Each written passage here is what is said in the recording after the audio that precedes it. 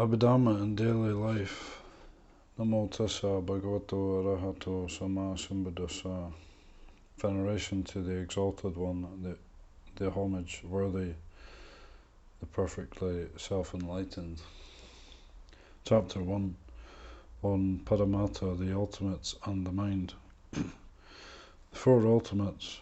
Paramattha is a Pali term which means truth in the highest sense.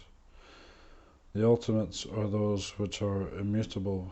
Parama plus atta equals immutable plus intrinsic nature. The four Paramattha ultimates are Chitta, mind, consciousness, Cetasika, mental factors, Rupa, matter, and Nibbana, the only absolute reality.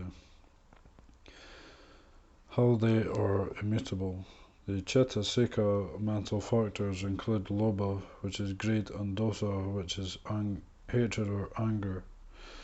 Lobha never changes its intrinsic nature of greed, whether it appears in the mind continuum of the wise, the virtuous, the wicked, or of dogs. Dosa also never changes its hard nature of hatred or ill will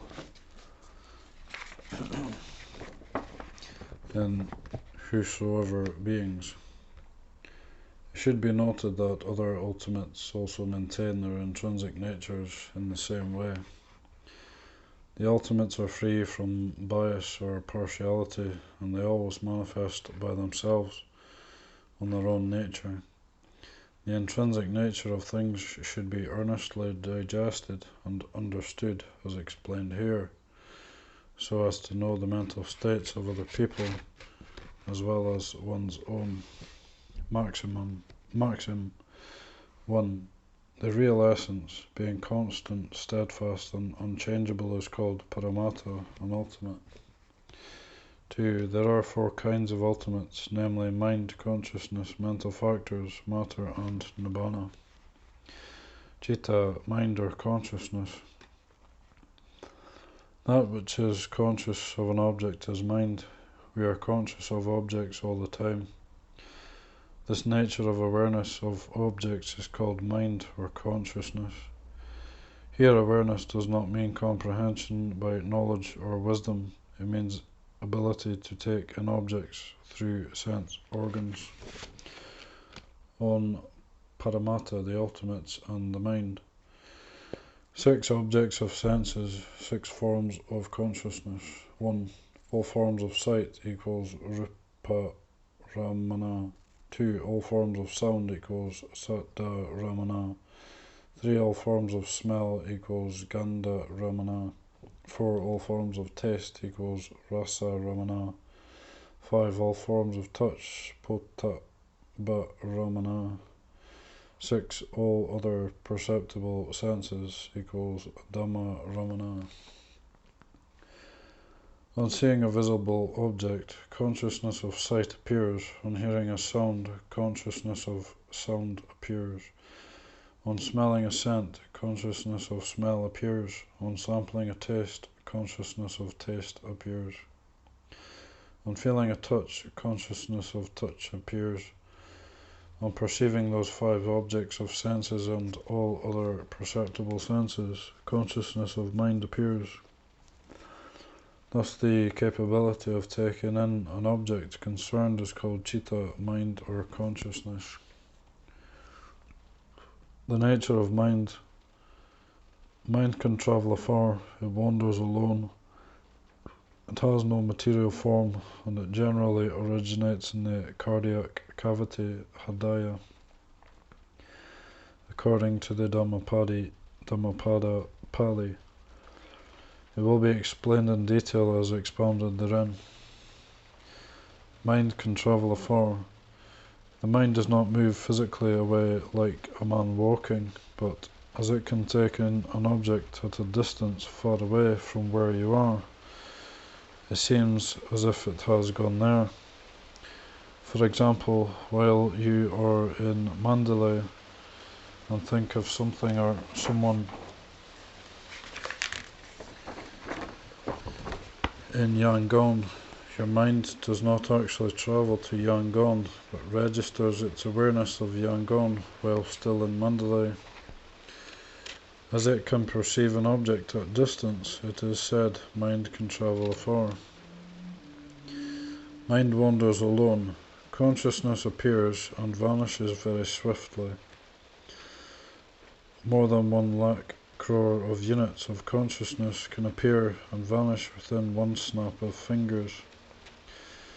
The appearance and vanishing are so swift that 2 or 3 units of consciousness seem to be able to perceive 2 or 3 objects at the same time. As a matter of fact, 2 or 3 units of consciousness do not appear at the same time. They appear one after another in very quick succession. After one unit of consciousness has perceived an object, another one takes in another object in quick succession. While sitting on a scented bed, eating and watching singers and dancers, we notice that there are 5 sense objects present, namely sight, sound, smell, taste, and touch. The mind does not take in these 5 objects all at the same time. Only after perceiving the object which we prefer most, we perceive other objects one after another. Thus 2 or 3 or many units of consciousness do not appear at the same time. Consciousness appears one at a time, so it is said, mind wanders solitary. Moreover, by the word wander, it does not mean going about. It means it can take in an object at a faraway location. In perceiving a sense object, a single unit of consciousness is not enough for full comprehension. A good number of units of consciousness are required to appear one after another in succession. As many billions of such units can appear and vanish within one snap of fingers. We think that we perceive a form as soon as we see it. We know a sound as soon as we hear it, or an aroma as soon as we smell it, or we feel a touch as soon as we come into contact with it. Mind has no material form. The mind has no form or shape, so we cannot say that it is white or black, or fat or thin. It is only the perceptibility, the capability of cognizing an object. As if dwelling in the cave, consciousness of seeing originates in the eye, consciousness of hearing originates in the ear, consciousness of smelling originates in the nose, consciousness of taste originates in the tongue, consciousness of touch originates in the body organs. Though some forms of consciousness originate thus in the eye, ear, nose, etc., most forms of consciousness originate in the cardiac cavity. Therefore, it is said figuratively, as if dwelling in the cave. In brief, it should be noted that mind consciousness has no form. It can perceive a sense object. It has the nature of cognizing an object. While in the process of cognition, it does not go out of its dwelling.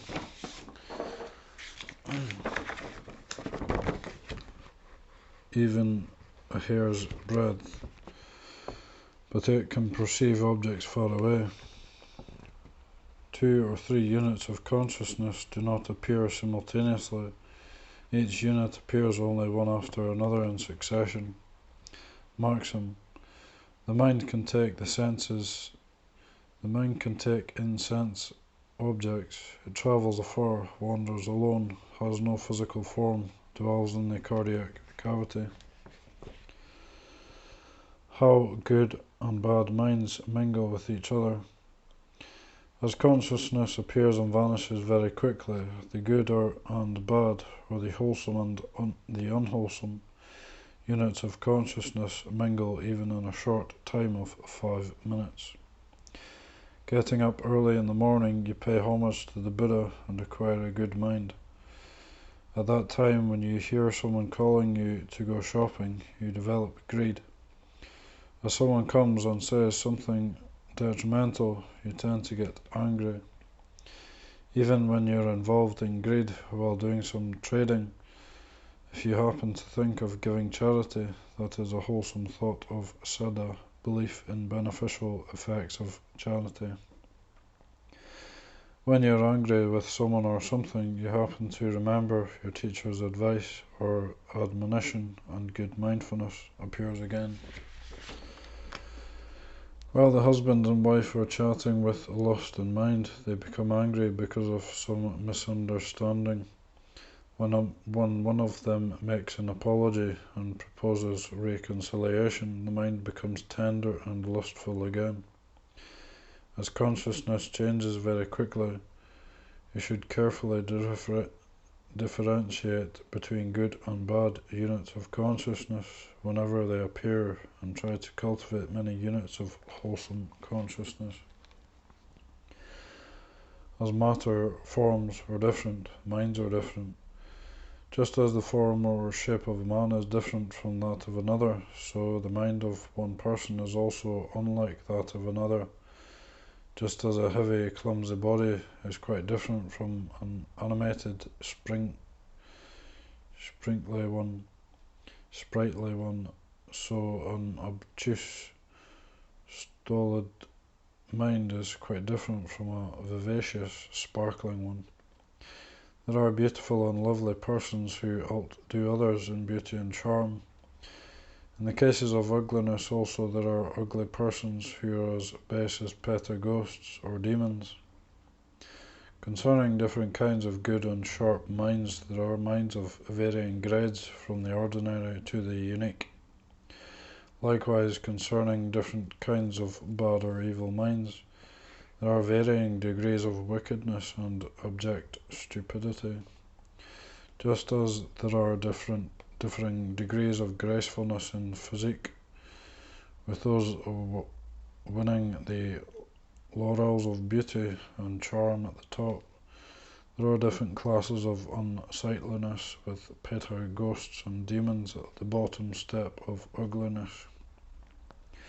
Similarly, there are different grades of wholesome group of minds, ranging from the ordinary to the most noble spirits.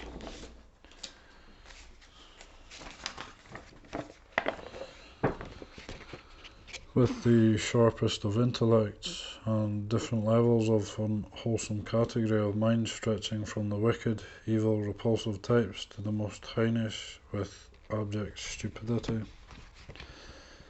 Mind can be tamed.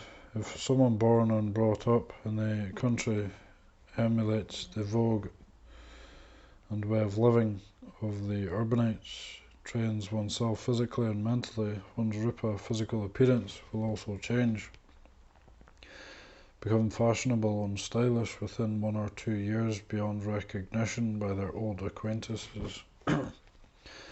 Thus, if physical forms, which are slow to change, can be made to improve, why shouldn't it be possible to tame their minds, which will soon be able to monitor and suppress unwholesome elements in their unruly mind, to develop its unwholesome nature to the point of gaining one's own esteem. Why the mind should be reformed. There are many reasons why we should reform our minds. We ourselves know best the weaknesses and foibles of our minds. Even though some wicked people attain high status in worldly affairs, if they are mean or base in moral character, they will be reborn in lower abodes in their next existences. For this reason they should reform their minds and become noble. The wicked will lose self-respect. Their brothers and sisters, husbands and wives, bhikkhus, to whom they make offerings, and their intimates will not love, revere, and respect them, lest they should thus be looked down upon by their intimates. They should reform their minds and become pure, honest, and noble. Moreover, people cannot believe that the wicked will be honest and sincere even when they give away in dana, charity, observe sila, precepts, and practice bhavana, meditation. Because of their wickedness, their karma will not bring wholesome benefits. Thus, out of fear of getting unwholesome consequences, they should reform their minds and become pure, honest, and noble. Moreover, the wicked will be wicked not only in this present existence, but their evil nature will continue to prevail successively in a great many future existences. Because their entire physical and mental continuum have been suffused with wicked minds, it is impossible for them to attain sufficiency of accumulated virtues. Therefore, for fear of not becoming mature in perfections, parami, they should discipline their wicked minds immediately. These are the reasons why people should reform their minds. How King Milinda disciplined his mind. Having asked the Venerable Nagasena some questions, King Milinda thought of asking more questions, which would be very important for Sasana, the teaching of the Buddha. However, he waited for 7 days and disciplined his mind concentration. This is quite a good example to the virtuous to follow. How he prepared himself. He rose early in the morning, took a bath, attired himself in a dyed yellow dress, and put on a headdress concealing his hair to resemble a shaven head. In other words, he attired himself like a bhikkhu, though he was not one, and observed meticulously the following 8 precepts for 7 whole days. 1. Will not perform regal duties for 7 days. 2. Will restrain myself from raga, greed. 3. I will restrain myself from dosa, hatred. 4. I will restrain myself from moha, delusion. 5. I will be humble and modest in dealing with my subjects and courtiers, and restrain myself from conceit. 6. I will carefully restrain my words and actions. 7. I will restrain my sense organs, i.e. eyes, ears, etc., to be free from unwholesome thoughts when seeing, hearing, and experiencing sense objects. 8. I will radiate loving kindness to all living beings. He observed these 8 precepts for 7 days, and on the 8th day he rose early in the morning, and in a cheerful, cool, and calm attitude, he asked the Venerable Nagasena questions on the profound Dhamma. A good example. Following the example of King Milinda, good people should often practice restraining their minds, even if it is for 1 or 2 days, or for just 1 morning, so that evil thoughts that habitually arise shall not appear. By repeated practice of restraining their minds, evil thoughts will get diminished, and they will become noble and virtuous with development of faith and knowledge. Evil thoughts that usually occur will not appear for many days. The mind guides the world, the mind leads the world. All beings have to submit to the will of the mind. Maxim. Just as you prepare yourselves properly before posing for a photograph so as to get a good one, just so you should control your series of thoughts daily as a preparation for your journey to the royal city of peace, Nibbana. Here ends the chapter on mind.